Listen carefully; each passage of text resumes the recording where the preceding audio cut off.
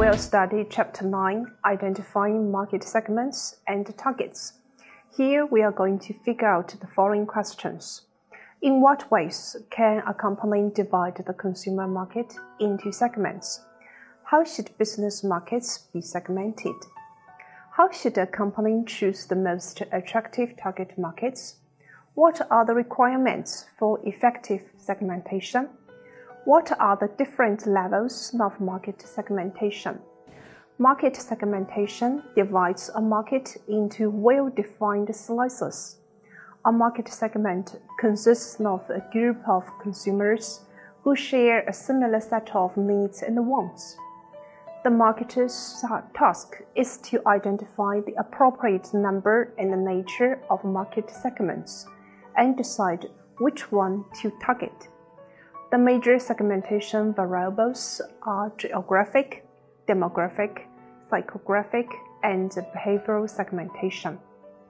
The company can operate in one or a few areas, or it can operate in all but pay attention to local variations. In that way, it can tailor marketing programs to the needs and wants of local consumer groups in trading areas, neighborhoods, even individual stores. In a growing trend called grassroots marketing, marketers concentrate on making such activities as personally relevant to individual consumers as possible. More and more, regional marketing means marketing right down to a specific zip code. Nielsen Clarivate has developed a geoclustering approach called PRINCE, which means potentially rating index by zip markets, that classifies more than 500,000 U.S. residential neighborhoods into 14 distinct groups and 66 distinct lifestyle segments called PRISM clusters. The groupings take into consideration 39 factors in 5 broad categories. The clusters have descriptive titles such as Blue Blood Estates, Winners Circles, Hometown Retired, Shotguns and Pickups, and Backcountry Folks. The inhabitants in a cluster tend to lead similar lives, drive similar cars, have similar jobs, and read similar magazines. Table 9.2 has examples of 3 PRISM clusters. Geoclustering captures the increasing diversity of the U.S. population. PRISM has been used to answer questions such as which neighborhoods or zip codes contain our most valuable customers?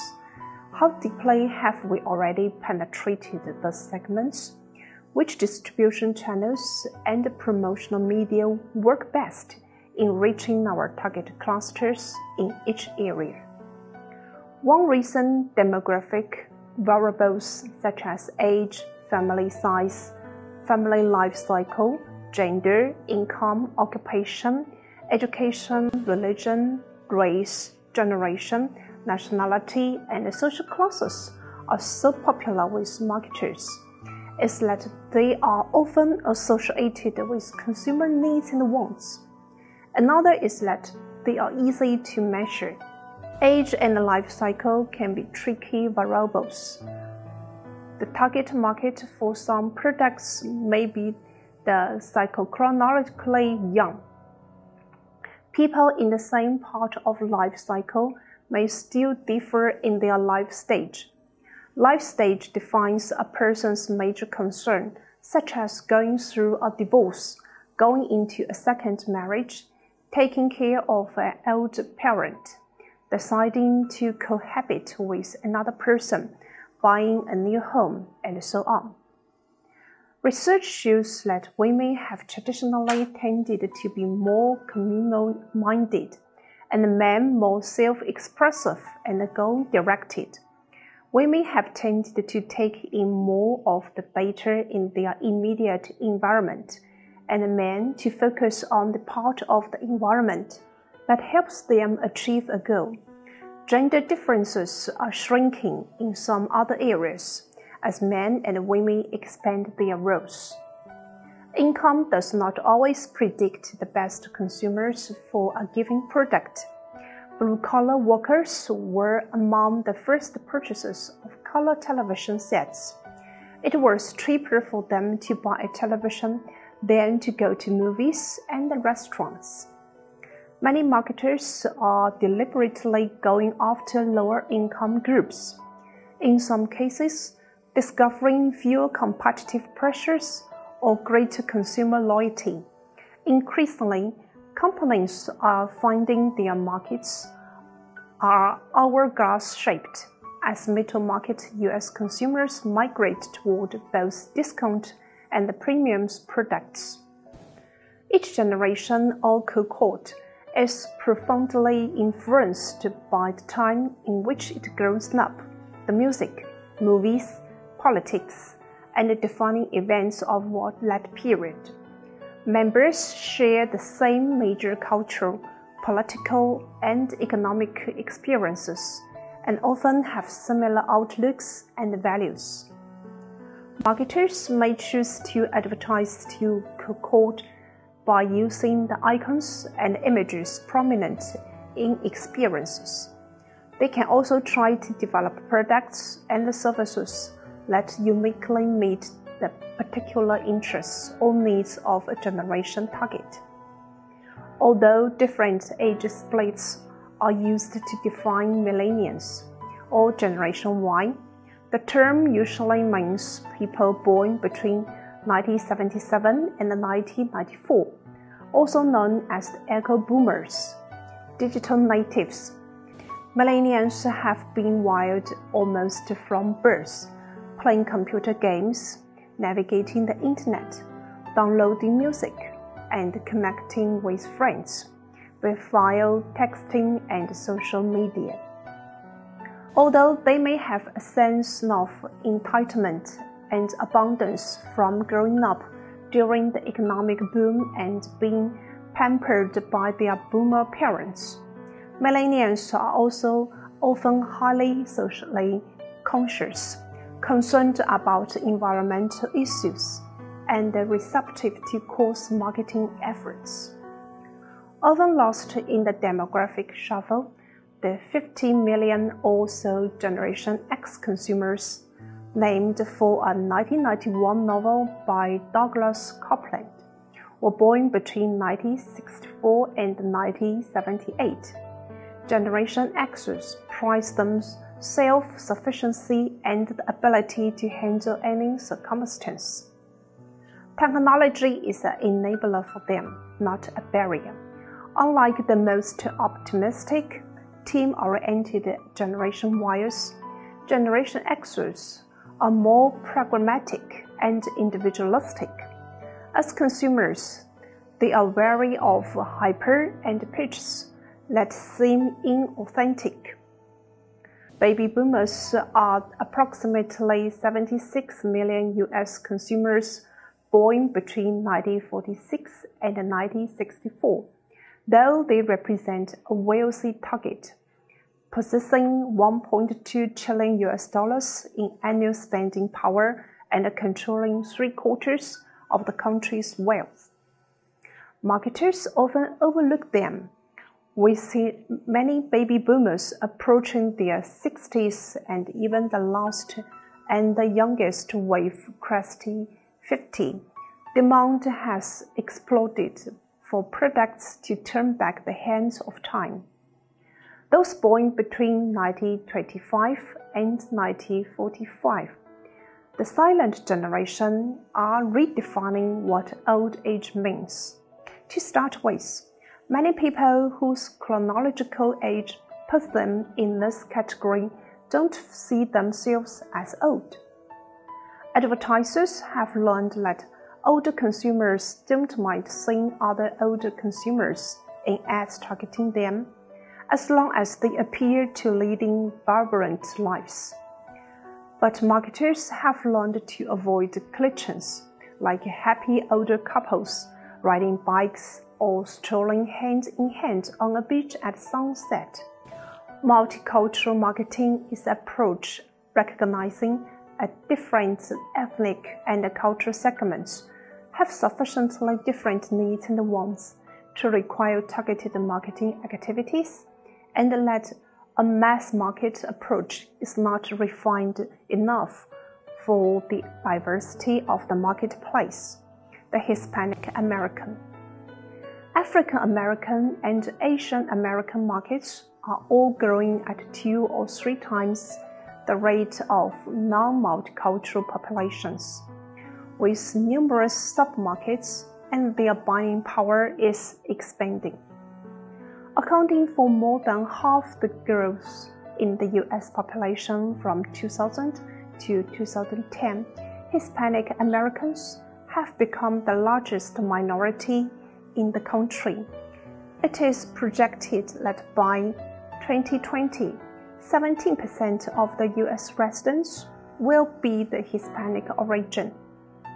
With annual purchasing power of more than $1 trillion in 2010, they expected to rise to $1.5 trillion by 2015.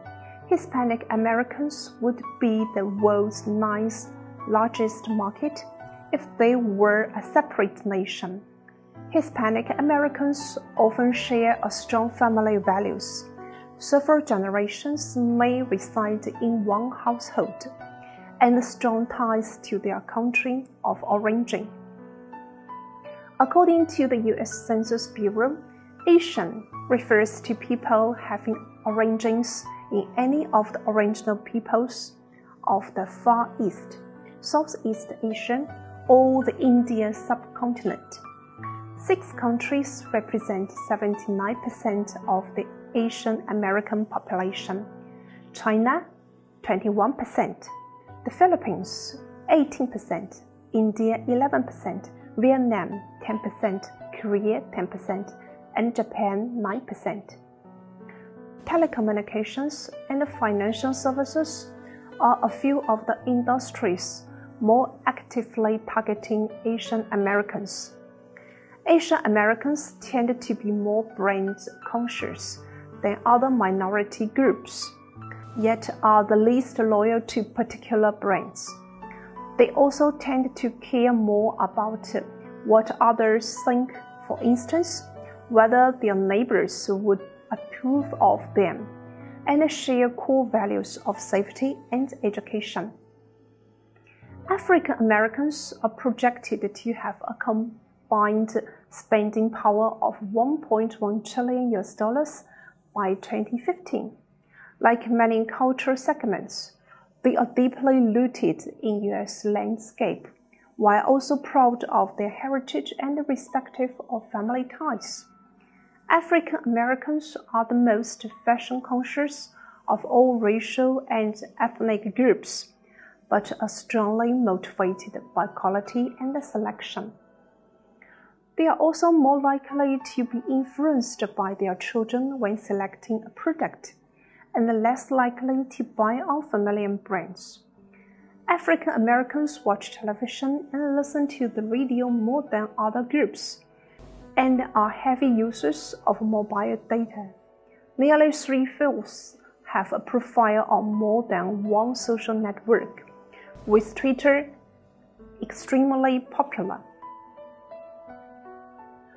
The lesbian, gay, bisexual, and transgender market is estimated to make up 5% to 10% of the population and have approximately $700 billion in buying power. Many firms have recently created initiatives to target these markets. Some firms worry about backlash from organizations that will criticize or even boycott firms supporting gay and lesbian causes. Although Pepsi, Compal, and Wells Fargo all experienced such boycotts in past, they continue to advertise to the gay community. Psychographics is the science of using psychology and demographics to better understand consumers. People within the same demographic group can exhibit very different psychographic profiles. One of the most popular commercially available classification systems based on psychographic measurements is Strategic Business Insights, which means SBI-VOS framework. VOS is based on psychochronological traits for people and classifies US adults into 8 primary groups. Based on responses to a questionnaire featuring 4 demographic and 35 attitudinal questions. As we can see from Figure 9.1, the VOS system is continually updated with new data from more than 80,000 surveys per year. The main dimensions of the VOS segmentation framework are consumer motivation, the horizontal dimension, and consumer resources, the vertical dimension. Consumers are inspired by one of 3 primary motivations: ideas, achievement, and self-expression. Those primarily motivated by ideas are guided by knowledge and principles. Those motivated by achievements look for products and services that demonstrate success to their peers. Consumers whose motivation is self-expression desire social and physical activity, variety, and risk. Personality traits such as energy, self-confidence, intellectualism, novelty-seeking, innovativeness, impulsiveness, leadership, and vanity, in conjunction with key demographics, determine an individual's resources. Different levels of resources enhance or constrain a person's expression of his or her primary motivation.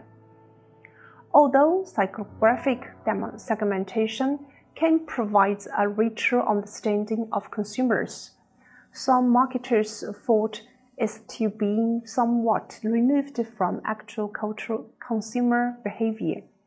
Needs-based or benefits-based segmentation identifies distinct market segments with clear marketing implications.